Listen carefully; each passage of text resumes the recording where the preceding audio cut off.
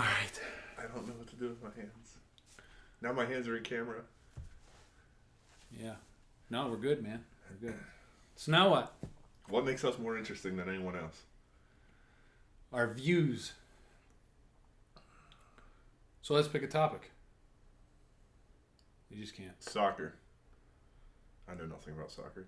Neither do I. I don't know how they use those sticks and stuff like that to hit it in the goal.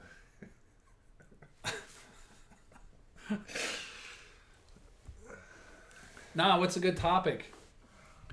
Being like you said, being one's true self. Let's dive into that. Yeah, because I'm tired of talking about fitness. Yeah, and working out. Yeah, who cares about fitness and working out? It's all about in here. I like working this part. Yeah, I agree. Mine. I agree. So how does one become one's true self in your eyes? Honesty. Elaborate a little bit more. There's an author, Brad Bland. He wrote this book called Radical Honesty. And he calls it Inside, Outside, Upside Down. So it's reporting what you observe outside. You know, I can see you're looking at me, you're tilting your head, nodding yes. So you're listening to what I'm saying. You're slightly interested. Then there's reporting how you feel on the inside. Right now I feel warm. It's hot in here. Hands are a little sweaty. And then upside down, reporting what's going on in your mind. So right now in my mind, I'm thinking, where's this going to lead to? How do we keep this interesting? So is this like a template that you can literally like track these things? Or does he just give you the idea of like... Yeah, you're not really tracking anything. You're just reporting everything. Those are 3 topics of consciousness, right? Mm-hmm. Your awareness. Mm-hmm. On the awareness continuum, those are the only 3 things that you can report. How you feel on the inside, what you're thinking, and what you see on the outside. There's nothing else to report when you're talking to someone. So as long as you're reporting all 3 of those things, you're being honest. So how do we... You mean reporting this to yourself? Well, yeah, you want to be honest with yourself, but reporting it to whoever you're talking to. Because that makes the conversation so much easier. Because they know how you're feeling, what you're thinking. Okay, so like if you're uncomfortable... Right, you tell them you're uncomfortable right up front. Right. If you're talking to an attractive woman, you tell her what's attractive about it. It doesn't mean you have sexual intent. Right. But you're telling her what you think's attractive, so that way it's out in the open, and you know you glance at her eyes, and she wonders, why is he staring so deeply into my eyes? Well, you have beautiful eyes. Right. Not you. Well, you do. Thank I you. was a woman. Thank you. Thank you. You have smiling eyes. Yeah. Which means that, and people trust people with smiling eyes. They do. Because you can't really lie. You can't. Because your eye will smile when your mouth smiles. Right. Yeah, I always looked at that as being genuine, and that's why it's so easy for me to connect with people, because I'm always smiling. They can see it in my face that I genuinely care whatever they're talking about. Yep. Yeah. Because when you don't care, like I was talking to you earlier at the diner, and you weren't really interested in what I was saying because your smile was there, but your eyes were not smiling. They were just sitting there wide open like this. But then when you care, when you're actually interested, there it is. there's your honest smile. We got to get the camera so we can see the eyes. We'll have to get a little closer. If my camera crew wouldn't be laying over in the sunshine right now, the puppies. But anyway. Darn dogs. Yeah. But yeah, honesty is what's. It's a shame that it's a minority of people that are honest nowadays. Instead of majority. I agree with you, because in society, I don't know if society screwed this up for everybody or what, but me having a girlfriend, I know that I cannot go just talk to a random girl, say that she has a boyfriend or doesn't even have a boyfriend. We can't communicate as even friends because society looks at us like, oh, you guys are doing something bad. You both have relationships and now you're communicating. There must be something going on. Why? I don't understand why that has to be. It's the fear of judgment. Is that what it is? It is. Is it because those people are jealous? We fear judgment, and I'm not sure why, because the people that are judging us in a negative way, doesn't that mean they shouldn't be in our lives? Well, yeah. So why are we so scared of their judgment? I'm not afraid of their judgment. So are you telling me you're not afraid to go and talk to an attractive woman right now in front of your girlfriend? Oh, if my girlfriend's there, I have no problem with it. But if she isn't there, then Mhm. that's when it makes a headache for me. Because they think that you have sexual intent. Right. So why don't you report that right away? I always do. Yeah? Yeah. How do you say it? I always come across as I bring up society and how society has skewed our views, and that it's unfair. Like, I sneak this in there. I always say that it's unfair that even me and you having this conversation right now, people probably think that I have sexual intent with you right now, and alls we're doing is having a straight up conversation. Mhm. And they usually agree. And then we continue to talk about awesome stuff or business or whatever it is. We have to be careful because if you say that right away, Of course. it's almost like that other person is thinking this is just a manipulative tactic for him to start talking to me. There's this fine line, and it sucks that we have to walk that fine line. I agree with you 100%. So I just don't worry about what they're thinking, whether it's for sexual intent or whether it's for a genuine conversation. I just do me. Yeah. I agree. And if they think it's for sexual intent, that's on them. I feel the same way. I really do. Right.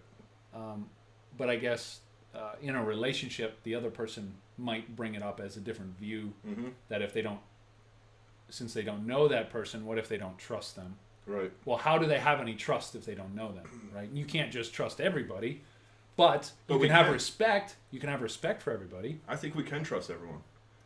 See, I'm with But you here, there. I'm here, with you there. This is why we can trust everyone. Because they're people, right? Right. How do humans act? Humans lie. It's like, take an alcoholic. You know, I'm dating an alcoholic. And I'm complaining to my buddy, she came home drunk, she came home plastered. Well, what did I expect? She's an alcoholic. Right. That's who she is. So I should trust that she'll be an alcoholic. Just like I'll trust that you're a human. I trust that you're going to follow every human's footsteps, and you're going to probably lie. You're going to do some deceitful things.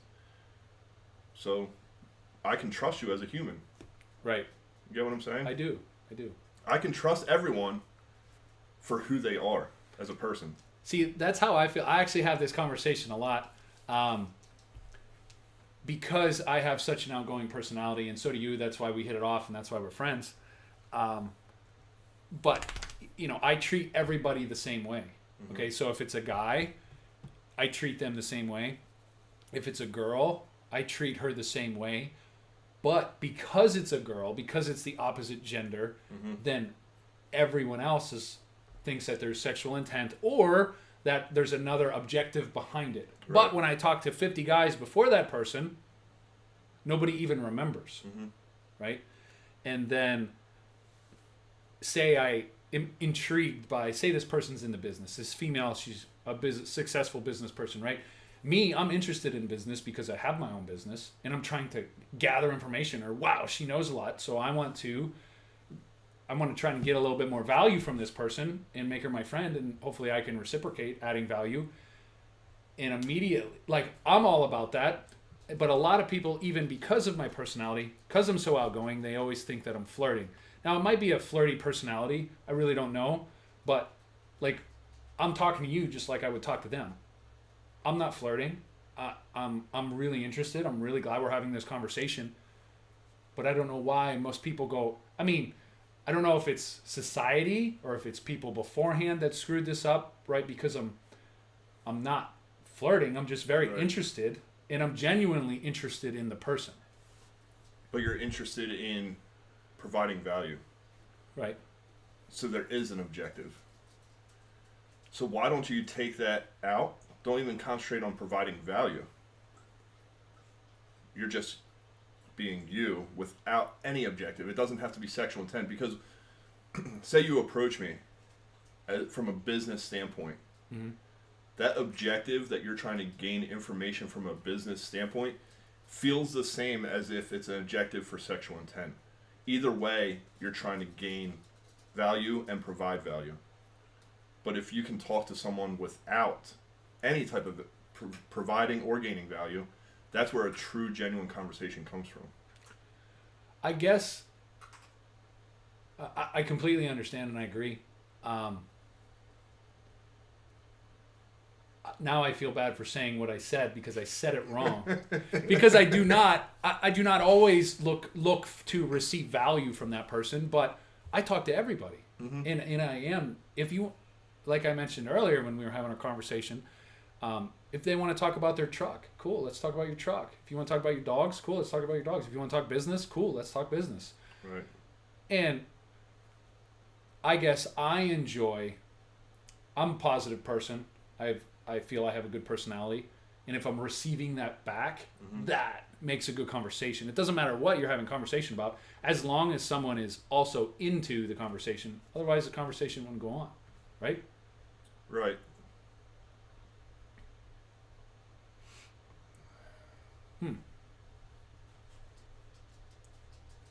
What? All right, so you have 10 people standing there in front of you. Mm-hmm. What would draw you? You can't have a conversation with all 10 at once. Right. So, who do you choose? Okay, so I love this. Okay, I love this. I love this about my personality. So I'm always smiling, and I know this guy, he's always smiling too. So whether I'm out, whether it's in the store, whether I'm in the gym, wherever I am, I usually smile. And if someone reciprocates that back to me, just a smile mm-hmm. or eye contact, but if you look miserable, I'm totally not going to approach you.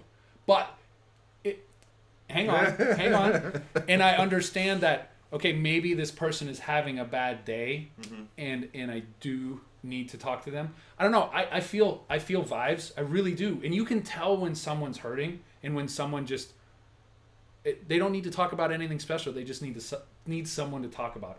I don't know. I'm really attracted to energy and whether it's positive energy, they might be unhappy in their face, but you can tell they look at you with eye contact. If someone gives me some eye contact, that's all I need, because otherwise I'm not going to go up and burst somebody's bubble. What if they're in deep thought? What if they're thinking about something special?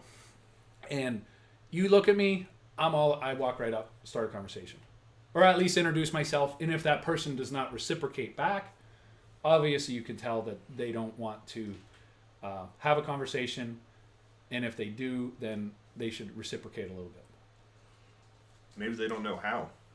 That's true, but are you going to not waste your time, but are you going to dedicate the time to pry information out of someone? I don't consider it prying. I don't want any information back when I enter a conversation. True, but you at least, what if you say, hey, my name's Adam? And they go, that's okay for that moment, because later on, I know that that's going to click somewhere for them. And the people that provided a smile back, they'll still be there waiting because they get it. Yeah. But those other people that aren't, ooh, that's good. They need that interruption in their life. They need an interruption to take them away from that mindset they're in. And I think that's the value that we can provide to those people. Interrupt their thoughts. Because they might not get a second chance for someone to enter their lives. Right. So, let me put this question back at you. So if there was 10 people, mm-hmm. just wherever you're at, there's 10 people, how would you connect, or what would draw you to that first person? And then after that, I want to dive a little deeper. I have something I want to say. Like you said, it's all about reading energy. I would go for the person that is the most negative, because I find that as a challenge for me to grow. I can talk to anyone that's going to reciprocate back. Right. But can you talk to someone that's not able to? And then that's how you grow. Right. Do you think that someone might misinterpret that as you're trying to achieve something only for yourself, like you have no interest in that person? You're just trying to do something for yourself? I mean, of course, they could have those thoughts, but Right, but that's still an objective then. it's out of my control. But it's still an objective, right? My objective isn't to make them happy. I wouldn't say there's an objective. It's What, more along the lines of great if you can change their day, even if it's just this much, by adding a little but you positivity. need to be okay if you don't. Right, I agree. My energy, my mindset, my attitude will not change whether they accept my greeting or whether they deny it. So there is no objective there. I agree. Now, for me, now talking about this, bringing this stuff to light, okay, no matter who I choose, this would be my overall objective is because I love to meet people. Mm-hmm. So I would want to eventually meet them all. But I've learned with my personality that no matter who I talk to, people are drawn to positivity.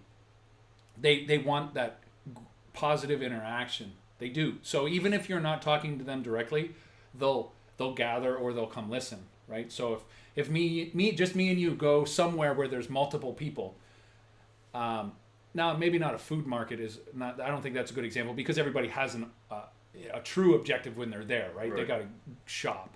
But if we're somewhere else where there's just people, whether it's a party or the gym or somewhere where there's people that aren't 100% focused, when we create this and we start laughing or we start smiling and our energies are really going crazy, it draws a crowd. It always draws a crowd, and that's what I love. So not that I would feel any different if people would not come over, but I know from past experiences all the time that if you can be yourself and be genuine in the conversation, people can feel it and people want to be included. So someone else might come over and introduce themselves, and then the more the merrier, right? Right. As long as it's genuine. As long as it's genuine. Now, let's talk about that. Let's talk about being genuine. Mm-hmm. Do you think it's only in people's... Do you think certain people only have the ability to be genuine? Or do you think people have been hurt or damaged in the past that causes people to not be genuine? Like, I've met so many people that they don't care what I have to say. They just push me away. And, hey, I understand that person might have been hurt by someone or something before. Right. So they don't want to go through it again. But do you think everybody can be genuine? I think everyone has potential to be genuine. I don't think everyone knows how to, because not only from being hurt from the past or a different relationship, but also technology. We text, we message. Nothing involves emotional cues anymore.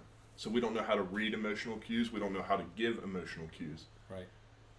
So they don't know how to be genuine. Do you think that if me and you don't know me, right, and we strike up a conversation, and if I was preoccupied in my head, like, and my objective was to go do something else at that moment, and I said to you, oh man, I'd love to chat another time, but I'm busy, so I'm going to talk to you later. Would you be discouraged by that? Me personally, no. Yeah. Because I get it. I wouldn't either. and that's a shame, because so many people will stand there and absolutely despise the conversation because they're busy, but they're afraid to say something. And I see it all the time, and it's a shame. But I've also been in that spot where I had to tell someone that, and they may be discouraged, I don't know. But I come back to them later, and it's like nothing ever happened, because you're being genuine. You're honest. You're honest. It might be the only time you're honest in the conversation. And consciously, they might not realize that you're being honest, but subconsciously, they can feel it. They can feel that energy. Yeah. Yeah, You're not going to go wrong with honesty. Right. I agree. And if they become so discouraged that they want you out of their lives, then that's what's meant to be. Right. Well, hopefully it doesn't come to that in a short conversation, but but I agree. I do agree. What about, I see this a lot. I'm with someone, or an acquaintance of mine, and they point and they're like, "Hey, I went to school with that kid." Well, cool. Go say hi. Nah. Would you, like myself, okay? I can only vouch for myself because I know me and I love being me and I love me. But I would, anybody I see, at least I would go say hi to them. And, you know, you might, obviously you don't have time. You always don't have time to talk to everyone. Right. But how would you approach that situation? If me and you are holding a conversation and you see someone that you haven't seen in years, and they notice you, but they don't wave, they don't do anything, but you see them, what would you do?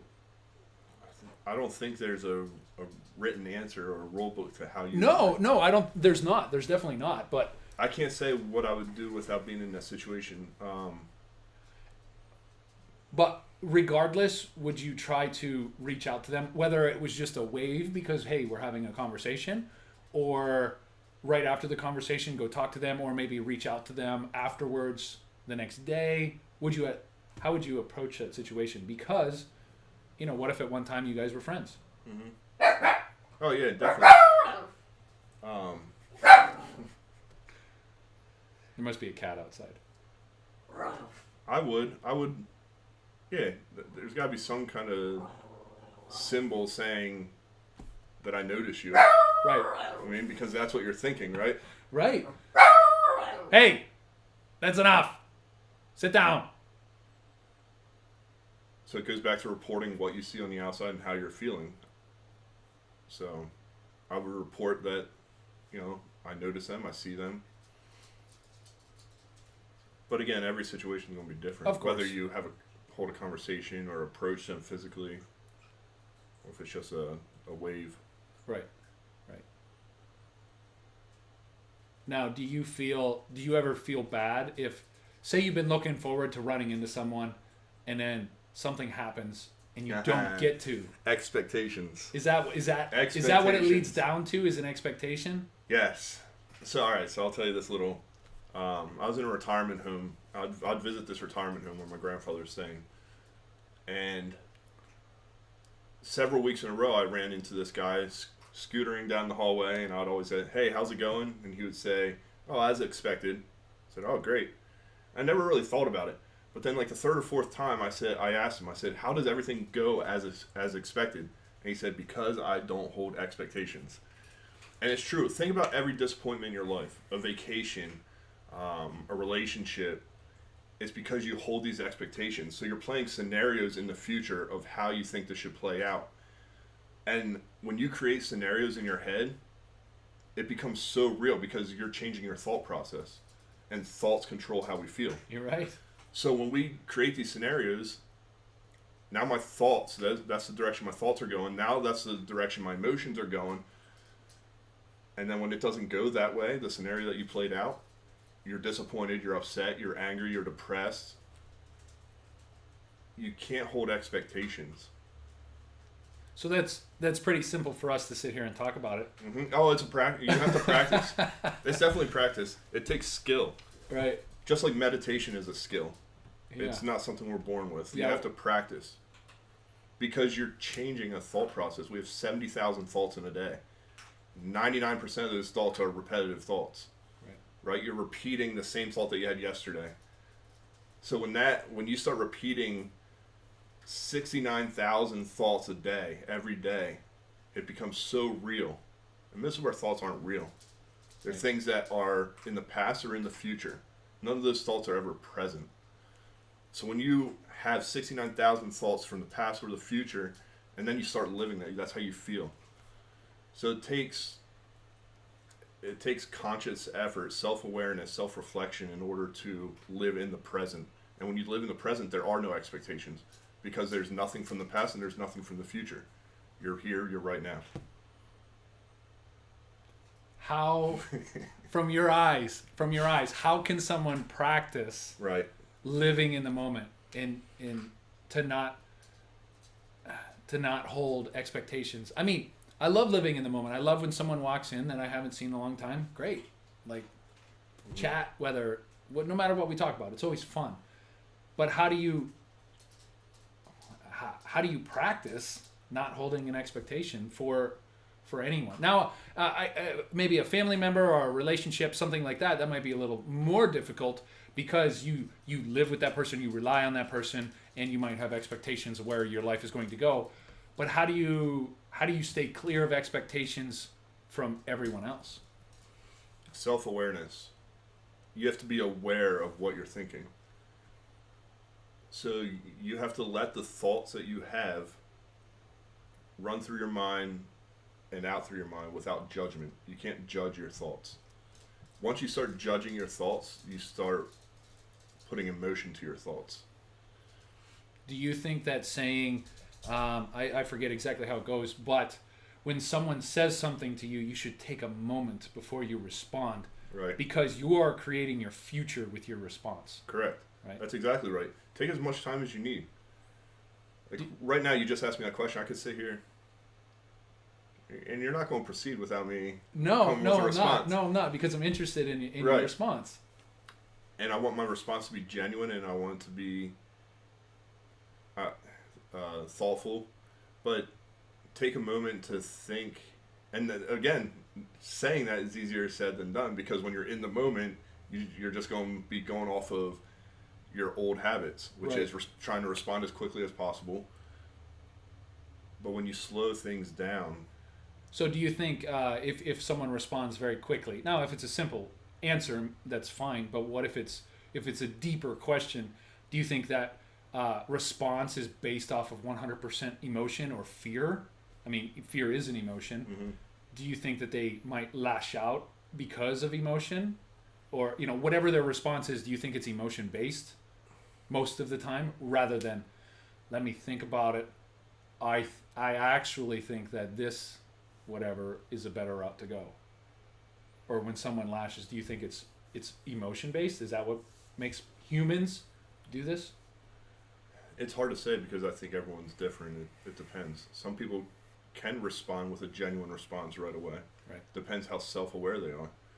If you're not aware of your own mind and your own thoughts, then your responses are simply going to be based off past practices, or you might have heard that question before, and you're just giving the same answer. Right. But that it all goes back to reporting how you feel inside, what you're seeing outside, and what you're thinking. As long as you're doing those three things, then you're being self-aware of how you are feeling right there that moment. Do you think visual stimulation, so say something that's going on in the background of us that's very distracting or odd, or a couple arguing or something like that, do you think it will impact someone's decision or their response? If they're putting judgment to that distraction, yes. Ooh, that actually brought a lot to light. I agree. Right. But it's easy. I mean, that's the thing, is say you close your eyes right now and you focus on what you hear. I hear the refrigerator going. I hear the computer fan going. When you can hear all those things but hold no judgment, don't let it bother you. It's not affecting you whatsoever. It's like putting your thoughts on a ship and then watching that ship sail away, and then that thought disappears. No thought is forever. Right. So you put that distraction on that ship, you watch that ship sail away, and now it's gone. And now you move on to the next thing. So you hold no judgment. Easier said than done. Easier said than done. It takes practice. Of course. And it all comes down to self-awareness, because you need to be aware of how you feel and what you're thinking while you're in the moment. So, it's like having an internal timer or an internal alarm saying, oh, you're thinking the wrong thing, you're thinking this, you're rushing, you're doing this. And then you stop and slow down, take a deep breath, smell the candles, blow out the roses. It's opposite. Smell the roses, blow out the candles. Yeah, got it. So when you sit there and take time, then you can really, you're being self-aware of how you're feeling, what's going on through your mind. Say you're going through the grocery store. You're pulling things off the shelf and you don't realize you're in a rush.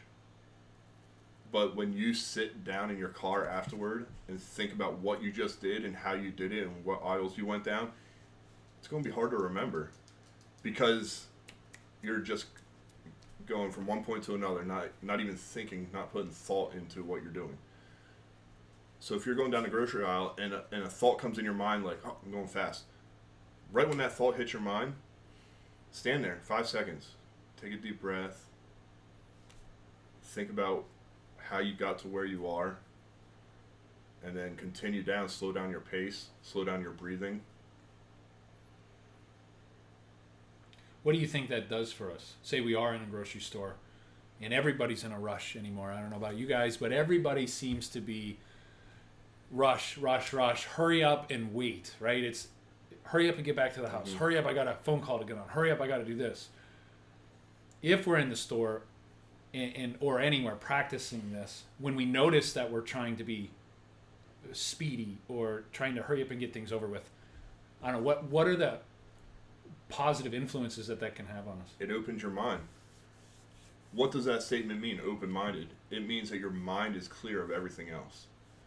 So your file cabinets are full of these junk, these useless thoughts, because your mind is open. Your mind's open to everything and attached to nothing. Yeah. So, it's okay to allow things to enter your life but you're not attached to those things. We're gonna have to pause the video. All right.